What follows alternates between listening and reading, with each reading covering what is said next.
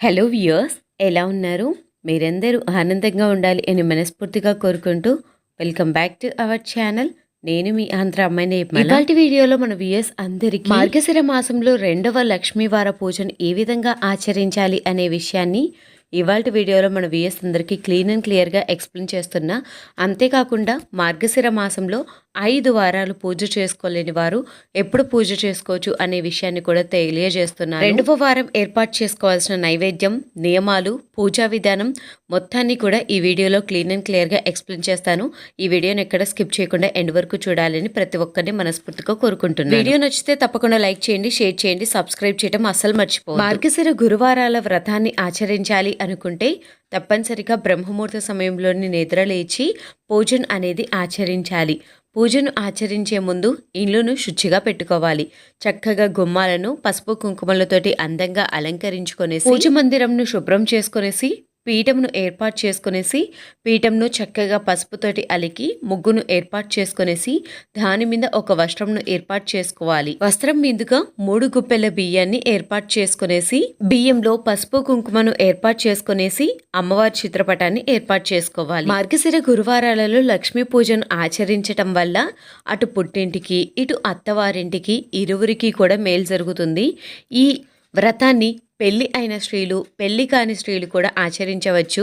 పెళ్లి కాని స్త్రీలైతే మంచి యువకుడు భర్తగా దొరకాలి అని చెప్పేసి పూజను ఆచరించాలి.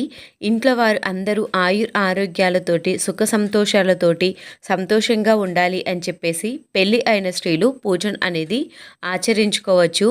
ఈ వ్రతాన్ని ఆచరించటం వల్ల ఆర్థికంగా ఎటువంటి ఇబ్బందులు ఉన్నా కానీ తొలగిపోతాయి. మార్గశిర గురువారాల వ్రతాన్ని 5 వారాలు ఆచరించాలి. 5 వారాలు ఆచరించలేము అనుకున్న వాళ్ళు మీకు కుదిరినప్పుడు ఏదో ఒక వారం అయినా ఆచరించుకోండి.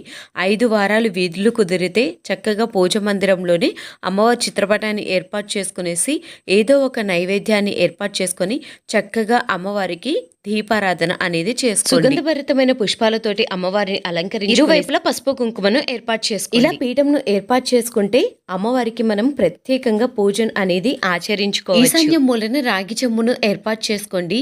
రాగి చెంబుకు చక్కగా గంధం కుంకుమ బొట్లను ఏర్పాటు చేసుకొనేసి నిండుగా నీటిని ఏర్పాటు చేసుకొనేసి ఆ నీటిలో పసుపు, కుంకుమ, అక్షంతలు, పుష్పాలు, గంధం వీటన్నిటిని ఏర్పాటు చేసుకునేసి ఈశాన్య మూలన సిద్ధం చేసుకోండి. ఆనవాయితీ ఉన్నవాళ్ళు కలశాన్ని కూడా ఏర్పాటు చేసుకోండి.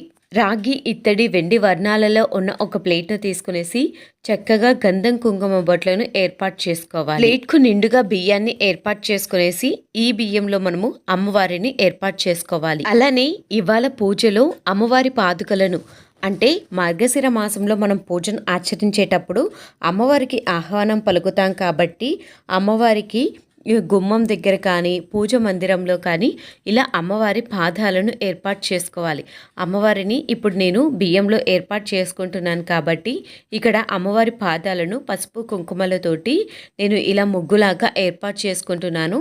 మీరు పీఠం దగ్గర ముగ్గు ఏర్పాటు చేసుకుంటారు కదా, ఆ ముగ్గు ఏర్పాటు చేసుకునే దగ్గర కూడా ఏర్పాటు చేసుకోవచ్చు. ఒకవేళ పీఠం దగ్గర మీకు పూజ చేసుకోవడానికి ఇబ్బందిగా అనిపిస్తుంది అంటే గుమ్మంని పసుపు కుంకుమలతోటి అందంగా అలంకరించుకుంటారు కదా, గుమ్మం దగ్గర కూడా మీరు అమ్మవారి పాదాలను ఏర్పాటు చేసుకోవచ్చు. అమ్మవారికి ప్రీతికరమైన వస్తువులను ఏర్పాటు చేసుకోవటం కోసం అలాగే హైట్ ఉండటం కోసం నేను ఒక ఇత్తడి బౌల్కు చక్కగా గంధం కుంకుమ బొట్లను ఏర్పాటు చేసుకునేసి ఇక్కడ నేను అమ్మవారి విగ్రహాన్ని ఏర్పాటు చేసుకుంటున్నాను. మీ దగ్గర అమ్మవారి విగ్రహం లేకపోతే మీరు చిత్రపటానికే పూజను అనేది ఆచరించండి. ఒకవేళ మీ దగ్గర విగ్రహం ఉంటే ఇలా ఏర్పాటు చేసుకోండి. అమ్మవారి విగ్రహం దగ్గర నేను నాణ్యాలతోటి అందంగా అలంకరించుకుంటున్నాను. అలానే పుష్పాలతోటి కూడా అలంకరించుకునేసి అమ్మవారికి గాజుల మాలను అనేది ఏర్పాటు చేసుకుంటున్నా. అమ్మవారు అలంకరణ ప్రియురాలు కాబట్టి అమ్మవారికి నచ్చిన వస్తువులతోటి, మీకు తోచిన వస్తువులతోటి, మీకు అందుబాటులో ఉన్న వాటితోటి అమ్మవారిని చక్కగా అందంగా అలంకరించుకోవచ్చు. మీకు వీలు కుదిరితే అమ్మవారిని చక్కగా అలంకరించుకునేసి కూడా పూజలో ఏర్పాటు చేసుకుని పూజ చేసుకోవచ్చు. మొదటి వారం పూజలో కలశాన్ని నేను అలంకరించి ఏ విధంగా అయితే ఏర్పాటు చేసుకున్నానో అదే విధంగా మీరు పూజను అనేది ఆచరించుకోవచ్చు. ఏ పూజ చేసినా, ఏ వ్రతాన్ని చేసినా ముందుగా గణనాథుని పూజను అనేది ఆచరించాలి కాబట్టి గణనాథుని విగ్రహాన్ని పసుపుతో చేసిన గణేషుని కానీ ఏర్పాటు చేసుకోండి. తమలపాకును ఏర్పాటు చేసుకునేసి తమలపాకు ఏర్పాటు చేసుకున్న దాని మీదుగా వినాయకుని విగ్రహాన్ని ఏర్పాటు చేసుకుంటున్నాను. పూజకు కావలసిన ప్రమిదలను కూడా సిద్ధం చేసుకోండి. మీకు అందుబాటులో ఉంటే కామాక్షి దీపాన్ని కూడా ఏర్పాటు చేసుకోండి. కామాక్షి దీపాన్ని, పూజకు కావలసిన ప్రమిదలు వీటన్నిటినీ కూడా ముందుగానే గంధం కుంకుమ బొట్లను ఏర్పాటు చేసుకోండి. కామాక్షి దీపానికి తర్వాత మనం గంధం కుంకుమ బొట్లను ఏర్పాటు చేసుకోవడానికి వీలు కాదు కాబట్టి ప్రమిదలలో నూనెను వడ్డించి వత్తిని వేసి పూజకు ప్రమిదలను సిద్ధం చేసుకోండి. ఈ రోజున ఆవు నెయ్యితో మనం దీపారాధన చేస్తే చాలా మంచిది. అందరికీ అందుబాటులో ఉండే పని కాదు కాబట్టి చక్కగా మీకు అందుబాటులో ఉన్న నూనెతోటి పూజను అనేది చేసుకోండి. ఏకచక్ర హారతితో కానీ సుగంధభరితమైన అగరబత్తులతో కానీ దీపాన్ని వెలిగించుకోవాలి. మార్గశిర లక్ష్మీవార వ్రతాన్ని ఆచరించాలి అనుకుంటే మనము ఎటువంటి ఆహారాన్ని భుజించకూడదు. ఎలానో మనం పూజ అనేది బ్రహ్మముహూర్త సమయంలోనే చేస్తాం కాబట్టి ఆహారం ఏమీ భుజించకుండా ఈ పూజ చేసుకోవాలి. అలానే పూజ అయిపోయిన అనంతరం మీరు చక్కగా ఆహారాన్ని భుజించవచ్చు. అలాగే గురువార వ్రతాన్ని ఆచరించాలి అనుకుంటే ముందు రోజే తలంటు స్నానం చేసుకోండి. తర్వాత రోజు తలకు షాంపూ కానీ నూనెను కానీ కుంకుడుకాయలు కానీ ఇలా ఏమీ పెట్టకూడదన్నమాట. పూజ చేసే సమయంలో జుట్టు మీదకి చెయ్యి అనేది అస్సలు పెట్టకూడదు. దువ్వాన కూడా పెట్టకూడదు. ముందుగా మనం పూజకు ముందుగా దువ్వాన ఏం పెట్టకుండా చేతో జుట్టును చక్కగా ముడి వేసుకున్నాం అనుకోండి, పూజ చేసే సమయంలో మనకి ఏమీ ఇరిటేషన్గా అనిపించదు కాబట్టి మనం తల మీద దువ్వాన అనేది పెట్టాలి. ఏ పూజ చేసినా ఏ వ్రతం చేసినా ముందుగా గణనాథుని పూజను ఆచరించాలి కాబట్టి గణనాథునికి షోడోపచార పూజ కానీ పంచోపచార పూజ కానీ ఆచరిస్తే సరిపోతుంది. ఇలా మేము షోడోపచార పూజ పంచోపచార పూజ ఆచరించలేము అనుకుంటే ఓం గణేశాయ నమః అనే మంత్రాన్ని జపిస్తూ వినాయకుల వారికి పూజన అనేది ఆచరించవచ్చు.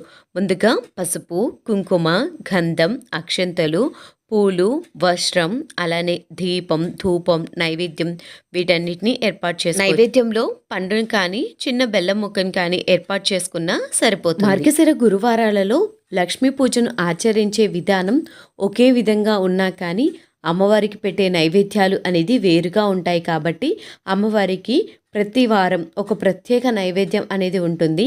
ఆ నైవేద్యాల లిస్ట్ను కూడా మన ఛానల్లో ఆల్రెడీ వీడియో అనేది అప్లోడ్ చేశాను. ఇంట్రెస్ట్ ఉన్న వాళ్ళు ఒక్కసారి విజిట్ చేయండి. వెలుగుతున్న దీపాన్ని సాక్షాత్తు అమ్మవారి స్వరూపంగా భావిస్తూ దీపాలకు చక్కగా గంధం, కుంకుమ, అక్షంతలు, పుష్పాలను వీటిని ఏర్పాటు చేసుకునేసి దీపం జ్యోతి పరబ్రహ్మ స్వరూపియే నమః అనే మంత్రాన్ని జపిస్తూ చక్కగా దీపానికి నమస్కారం చేసుకోవాలి. ఇలా దీప పూజ చేసుకున్న అనంతరం మనము అమ్మవారిని కూడా పూజలోకి ఆహ్వానం పలకాలి. అమ్మవారికి చక్కగా గంధం, కుంకుమ, పసుపు, అక్షంతలు, పూలు వీటన్నిటినీ కూడా సమర్పించి అమ్మవారికి ధూపాన్ని, దీపాన్ని అలానే కర్పూర హారతిని ఇచ్చి అమ్మవారికి పూజలోకి ఆహ్వానం పలకాలి. కర్పూర హారతి అనేది మీరు ఇక్కడైనా ఇవ్వచ్చు, లేకపోతే పూజ మొత్తం పూర్తయిపోయిన తర్వాత కూడా అమ్మవారికి కర్పూర హారతిని ఇవ్వచ్చును. మార్గశిర మాసంలో మీకు వీలు కుదిరిన రోజు ఏదో ఒక రోజు కానీ లేకపోతే 5 వారాలు మీరు పూజను ఆచరించినట్లయితే 5 వారాలలో అమ్మవారికి చక్కగా తాంబూలం ఏర్పాట్లయితే చేసుకోవాలి. తాంబూలంలో చీర సారని ఏర్పాటు చేసుకోవచ్చు, లేకపోతే 2 జాకెట్ ముక్కలను ఏర్పాటు చేసుకొని అయినా తాంబూలం ఏర్పాటు చేసుకోవచ్చు. లేకపోతే 2 తమలపాకులు, వక్క, పసుపు, కుంకుమ ఏదైనా ఒక పండును ఏర్పాటు చేసుకొని కూడా అమ్మవారికి తాంబూలాన్ని ఏర్పాటు చేసుకోవచ్చు. 5 వారాలు మేము పూజ చేసుకోలేం, 1 వారమే మేము పూజ చేసుకోగలము అనుకుంటే మీకు స్తోమతకు తగినంతలో అమ్మవారికి తాంబూల ఏర్పాట్లు అనేది చేసుకోండి. అమ్మవారికి ఏర్పాటు చేసుకునే తాంబూలాన్ని మనమే ఈ చీర కానీ బ్లౌజ్ పీసెస్ కానీ ఏవి అయినా కానీ మనం ఉపయోగించుకునేటట్లుగా ఉంటే వాటిని ఉపయోగించుకోవచ్చు. లేకపోతే మన ఇంట్లో ఎవరైనా పెద్దవాళ్ళు ఉన్నారనుకోండి, వారికైనా వీటిని తాంబూలంగా ఇవ్వచ్చు. మార్గశిర గురువారాలలో అమ్మవారికి 2వ వారం ఏర్పాటు చేసుకునే నైవేద్యం అట్లు తిమ్మన్నం. అట్లు తిమ్మన్నాన్ని ఏ విధంగా తయారు చేసుకోవాలి అనేది నేను నెక్స్ట్ వీడియోలో మన వ్యూయర్స్ అందరికీ క్లీన్ అండ్ క్లియర్గా ఎక్స్ప్లెయిన్ చేస్తూ వీడియో అనేది షేర్ చేస్తాను. అమ్మవారికి 5 వారాలు 5 రకాల నైవేద్యాలను ఏ విధంగా తయారు చేసుకోవాలి అనేది long videos and short videos కూడా అప్లోడ్ చేస్తాను. మార్గశిర గురువారాలలో అమ్మవారికి తప్పకుండా కొబ్బరికాయను కూడా నైవేద్యంగా ఏర్పాటు చేసుకోండి. మార్గశిర గురువారాలలో మనం లక్ష్మీ అమ్మవారికి పూజను ఆచరించినా కానీ మార్గశిర మాసంలో మనము విష్ణుమూర్తిని కూడా ఆరాధిస్తాం.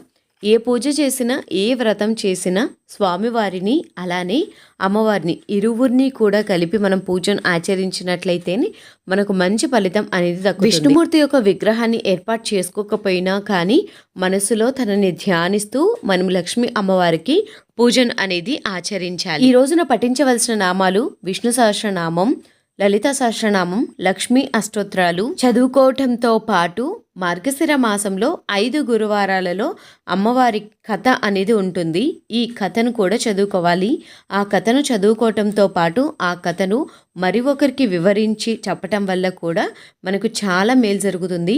మార్గశిర మాసంలో ఉండే కథ మన వ్యూయర్స్ అందరికీ నెక్స్ట్ వీడియోలో అమ్మవారికి కుంకుమ అర్చన చేసుకుంటూ ఈరోజు నేను పూజను అయితే చేసుకున్నాను. మీరు చక్కగా అమ్మవారికి చిట్టి గాజులతో కానీ లేకపోతే పసుపు, కుంకుమ, గంధం, అక్షంతలు ఇలా ఏవి ఉన్నా పుష్పాలు ఉన్నా కానీ పుష్పాలతో కూడా అమ్మవారి అష్టోత్తరాలను చదువుకుంటూ అమ్మవారికి చక్కగా పూజను ఆచరించుకునేసి కర్పూర హారతిని ఇవ్వాలి. అలానే అమ్మవారికి సుగంధభరితమైన వస్తువులు అంటే ఎంతో ప్రీతికరం కాబట్టి చక్కగా అమ్మవారికి ధూపాన్ని కూడా వెయ్యాలి. ఇలా మార్గశిర మాసంలో అమ్మవారి పూజను అనేది చాలా సులభంగా పూజను అనేది ఆచరించుకోవచ్చు. గురువార వ్రతాన్ని ఆచరించేవారు తప్పనిసరిగా మాంసాహారాన్ని భుజించకూడదు, వెల్లి ఉల్లిని కూడా తినకూడదు. కొందరు మాంసాహారాన్ని ఈ నెల మొత్తం కూడా తినకుండా అమ్మవారికి పూజను అనేది ఆచరిస్తారు. అలానే మార్గశిర గురువారాలలో తప్పనిసరిగా సాత్విక ఆహారం, బ్రహ్మచర్యాన్ని కూడా పాటించాలి. చాలా సులభమైన పద్ధతిలో నియమాల గురించి, ప్రసాదాలు, వీటన్నిటి గురించి, పూజ గురించి ఈ వీడియోలో షేర్ చేశాను అనుకుంటున్నాను. ఈ వీడియోలో మీకు ఎటువంటి సందేహాలు ఉన్నా కింద కామెంట్ సెక్షన్ లో కామెంట్ చేయండి. తప్పకుండా ప్రతి ఒక్క కామెంట్ కు రిప్లై ఇస్తాను. మరొక చక్కని వీడియోతోటి మళ్ళీ కలుద్దాం.